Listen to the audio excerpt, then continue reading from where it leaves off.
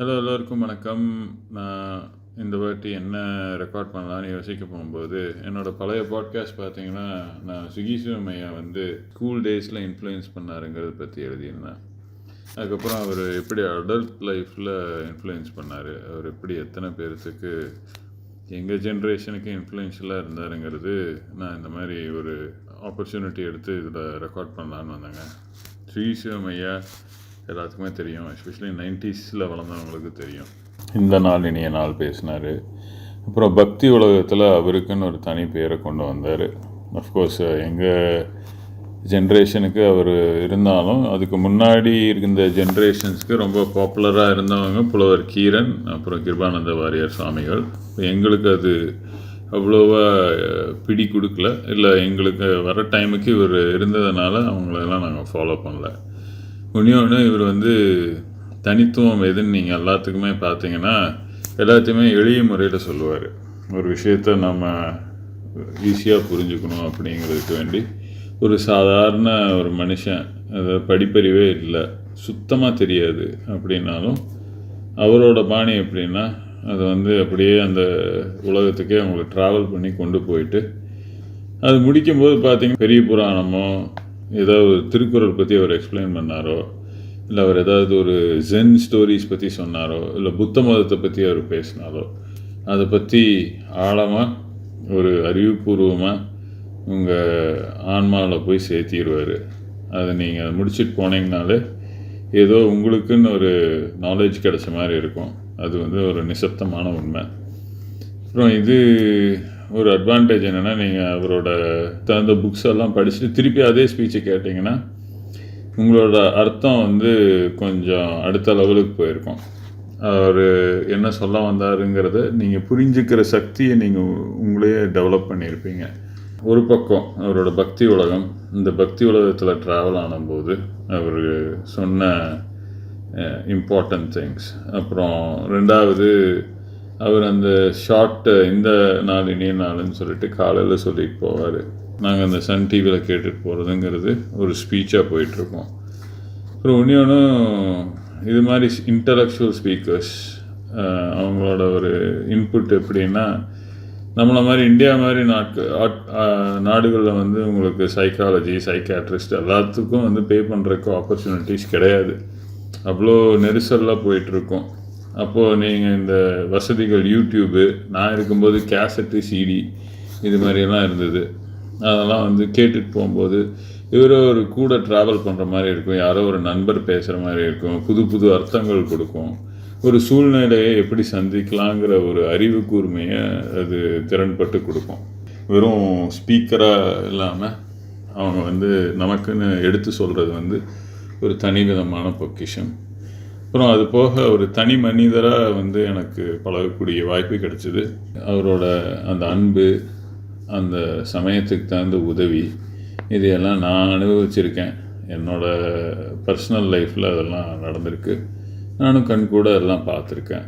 எதுக்கு நான் சொல்கிறேன்னா, மெயினாக வந்து ஒரு பொசிஷன் ரீச் பண்ணிவிட்டு சொசைட்டியில் நல்லா சக்ஸஸ் பார்த்தவங்களாம் ஒரு டிஸ்டன்ஸ் கீப் அப் பண்ணுவாங்க, இல்லை எப்படி அட்வான்டேஜ் எடுக்கலாங்கிற ஒரு திங்கிங் வர்றதுக்கு வாய்ப்பு இருக்குது. எல்லாரையும் சொல்லலை, நான் நிறைய நல்ல மனிதர்களை சந்திச்சிருக்கேன். ஆனால் இவர் வந்து உங்களோட பழகும்போது உங்களுக்கு ஏதாவது கஷ்டம்னா அதை அப்படியே உதறி தள்ளிட்டு போகிற மனிதர் கிடையாது. அதனால் முடிஞ்ச உதவியை செய்வார், முடியாட்டி பேசாமல் ஒதுங்கிட்டு போயிடுவார். பேச்சுலகத்தில்னு சொல்லி ஒருத்தர் அவருக்கு வந்து ஒரு தனி இடத்த பிடிச்சவர். இந்த டாக்டரு, என்ஜினியர், எஸ்பெஷலி சவுத் இந்தியாவில் அது கொடுக்குற மரியாதை வந்து மிச்ச ப்ரொஃபஷன்ஸ்க்கு எதுக்கும் கொடுக்குறதே இல்லை. அது வந்து தப்பும் இல்லை, அது சோஷியல் ஸ்டேட்டஸாக போயிடுச்சு. இந்த மாதிரி வெளிநாடுகளுக்கு வந்தீங்கன்னா ஒவ்வொரு ப்ரொஃபஷனுக்கும் அதில் நீங்கள் சக்ஸஸ்ஃபுல்லாக இருந்தீங்கன்னா அதுக்கு தகுந்த ஊதியமும் மரியாதையும் கிடச்சிட்டே போயிட்டுருக்கோம். என்னமோ தெரியல, உலகம் தோன்ற நாள்லேருந்து தான் என்னமோ தெரியல, இது மாதிரி லிட்ரேச்சர் ஃபீல்ட்ஸில் இருக்கிறவங்க, இந்த ஸ்பீக்கிங் ஸ்கில்ஸில் வந்து நல்லா சாதனை படைச்சவங்கலாம் வந்து அவ்வளோ ரெகக்னேஷன் இந்த சமுதாயம் கொடுத்ததே இல்லை. ஒரு பொலிட்டீஷியனுக்கு கொடுக்குறதோ, இல்லை ஒரு செல்வந்தருக்கு கொடுக்குறதோ, இல்லை ஒரு டாக்டர், என்ஜினியருக்கு அது மாதிரி கொடுக்குறதோ, இது மாதிரி கான்ட்ரிபியூட்டர்ஸ், லிட்ரேச்சர், ஸ்பீக்கிங் அரீனா இதுலெல்லாம் கொடுக்குறவங்களுக்கு அந்தளவுக்கு ஒரு ரெகக்னேஷன் கிடைச்சதே கிடையாது. பட் இவருக்கு வந்து அதையெல்லாம் அந்த ஆட்ஸ் எல்லாம் கடந்து தனக்குன்னு ஒரு இடத்த பிடிச்சு அவரோட ப்ரொஃபஷனில் மட்டும் சக்ஸஸ் ஆகாமல் அவரோட பர்சனல் லைஃப்லேயும் அவரை கடந்து வந்தவங்கள அவர் அன்பு காமிச்சு மேலே தூக்கி விட்டவர். இன்றைக்கி பக்தி உலகத்துலேருந்து இப்போது அவர் கொஞ்சம் விலகி வெவ்வேறு இடத்துல போய் கொஞ்சம் அவர் வந்து சீர்திருத்த கருத்துக்கள் பேசிகிட்டு இருக்கிறதுனால நாத்திகர் மாதிரி போர்ட்ரே பண்ணிகிட்ருக்காங்க நிறைய பக்கம். அட்லீஸ்ட் அப்படி தான் எனக்கு தெரியுது. ஒன்று மட்டும் சொல்கிறாங்க, அவர் பக்தி ஸ்பீச்சஸில் 10 வருஷத்துக்கு முன்னாடியே நீங்கள் போட்டு பாருங்கள், அவர் எவ்வளோக்கு பக்தியை சப்போர்ட் பண்ணுறாரோ அதே மாதிரி அறியாமையும் அவர் வந்து க்ளீனாக சப்போர்ட் பண்ணியிருக்காரு. 10 வருஷத்துக்கு முன்னாடி ஸ்பீச் பாருங்களேன். யாரோ ஒரு செல்வந்தரை போய் பார்க்க போயிருக்காரு, 10 பேர்த்துக்கு சாப்பாடு வேணும் அப்படின்ட்டு, பசங்களுக்கு படிப்பும் இதுவும். அவங்க வந்து கடவுளுக்கு எது வேணாலும் பண்ணுவேன், ஆனால் இந்த பசங்களுக்கெல்லாம் நான் பண்ண மாட்டேன் அப்படிங்கிறது கொஞ்சம் மூஞ்சியில் அடித்த மாதிரி சொல்லியிருக்காரு. இவர் ஓப்பனாக சொல்லியிருக்காரு, கடவுளுக்கு செய்கிறது என்னங்க, இது மாதிரி இல்லாதவங்களுக்கு செய்கிறது தான் அப்படிங்கிறது வந்து கொஞ்சம் கடுமையாகவும் பேசியிருக்காரு.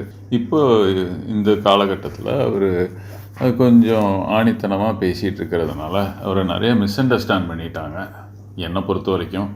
ஆனால் நீங்கள் உங்களை வந்து புதுப்பிக்கணும், உங்களை நல்லா தெரிஞ்சுக்கணும் அப்படிங்கிறது பார்த்தீங்கன்னா அவரோட கருத்துக்கள் ஆழமாக புரியும். எத்தனையோ பெரிய பெரிய இலக்கியவாதிகளோடு அவர் பயணிச்சிருக்காருங்க.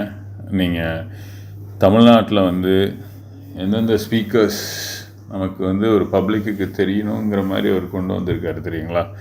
ஐயா செல்வ கணபதி, அப்புறம் இவர் திரு அவ்வை நடராஜன் அவர்கள், இவங்கெல்லாம் வந்து எல்லாத்துக்கெல்லாம் தெரியாது, ஒரு பர்டிகுலர் செக்ஷன் ஆஃப் பீப்புளுக்கு தான் தெரியும். பட் இவர் எல்லாத்துக்கும் கொண்டு போய் சேர்க்கக்கூடிய ஒரு அம்பாசிடர். இல்லை, இவரோட ரீச் வந்து அந்தளவுக்கு ஹெல்ப்பும் பண்ணியிருக்கு. இது மாதிரி பெரிய பெரிய ஸ்பீக்கர்ஸ், இன்டலெக்சுவல்ஸ் தமிழ்நாடு மாதிரி அங்கே ஒவ்வொரு ஊரில் இருந்தவங்கள அவர் வந்து வெளிச்சம் போட்டு அவங்க எப்படி கான்ட்ரிபியூட் பண்ணாங்க, அவங்களோட இது எப்படி நமக்கு ஹெல்ப் ஆச்சு. திருச்சியில் திரு சத்தியசீலன் ஐயா அவர்கள், திருக்குறளார் முனுசாமி அவர்கள், நிறைய பேர் இதெல்லாம் நம்ம எங்கள் ஜென்ரேஷனுக்கு தெரியாது, இல்லை இதுக்கு அடுத்த ஜென்ரேஷனுக்கும் தெரியாது. பட் இவங்கெல்லாம் வந்து உண்மையிலேயே டைட்டன்ஸ். இதே ஒரு இங்கிலாண்டோ அமெரிக்காவோ இருந்தால் இவங்களுக்குன்னு ஒரு தனியாக இடம் போட்டு அதை கரெக்டாக பப்ளிஷ் பண்ணி அவங்களுக்குன்னு ஒரு தனி இடத்த கொடுத்துருப்பாங்க. ஸோ இது எதுக்கு சொல்ல வரேன்னா, என்னோடய பார்வைக்கு இல்லை எனக்கு தெரிஞ்ச அளவுக்கு இவர் ஒருத்தர் தான் இந்த அளவுக்கு எல்லாத்துக்கும் எடுத்துக்கொண்டு போயிட்டுருக்காரு. திரு சுகிசிவம் ஐயா ஒரு சகாப்தன், நமக்குன்னு கிடைச்ச ஒரு வரப்பிரசாதம். இதோடு சொல்லிட்டு முடிக்கிறேன்.